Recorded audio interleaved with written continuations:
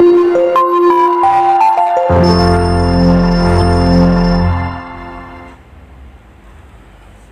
jas merah, ketemu lagi dengan Sir Alpen Simanjuntak. Kali ini Sir akan coba menjelaskan materi sejarah Indonesia di kelas 11. Kali ini kita akan membahas mengenai peran para tokoh sekitar proklamasi. Baik anak-anakku sekalian, seperti apa tujuan pembelajaran kita kali ini? Yang pertama, kita nanti akan membahas mengenai peran dan nilai-nilai perjuangan Bung Karno dan Bung Hatta sebagai proklamator dan juga tokoh-tokoh lainnya di sekitar proklamasi.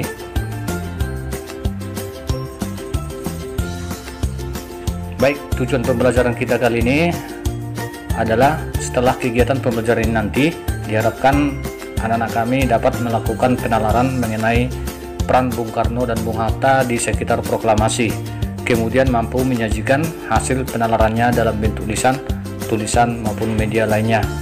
Baik, langsung saja kita masuk. Yang pertama kita bahas dulu peran tokoh-tokoh daripada golongan tua.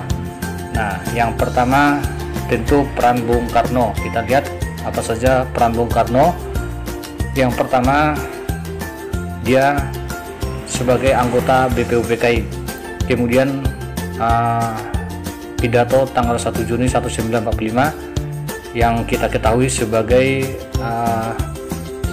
tokoh yang mengusulkan dasar negara, yaitu Pancasila. Kemudian yang selanjutnya Ketua Panitia 9 yang merumuskan Piagam Jakarta, tepatnya 22 Juni 1945. Juga Bung Karno ini sebagai Ketua PPKI yang mempersiapkan kemerdekaan sesuai janji Jepang, ya. Selanjutnya seperti anak kami ketahui bahwa Bung Karno juga sebagai penyusun teks proklamasi. Selanjutnya penulis teks proklamasi dengan tulisan tangan, ya.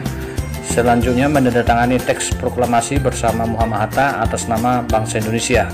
Nah, kemudian tepatnya tanggal 17 Agustus 1945 Bung Karno juga membacakan teks proklamasi kita dan Presiden pertama Republik Indonesia. Nah, itu beberapa peran daripada Bung Karno. Kemudian peran daripada Muhammad Hatta, yang pertama juga sebagai anggota BPUPKI, anggota Panitia 9, wakil Ketua PPKI, penyusun teks proklamasi, kemudian pemberi ide kalimat pada teks proklamasi, yang yaitu hal-hal tentang pemindahan kekuasaan dan lain-lain dilaksanakan dengan cara seksama dan dalam tempo singkat-singkatnya. Jadi yang melakukan revisi terhadap teks proklamasi kita itu adalah Muhammad Hatta. Kemudian selanjutnya menandatangani teks proklamasi bersama Soekarno dan menjadi wakil presiden Republik Indonesia. Kemudian kita lanjut peran daripada Rajiman Widyaningrat. Nah, Rajiman Widyaningrat ini adalah Ketua BPUPKI.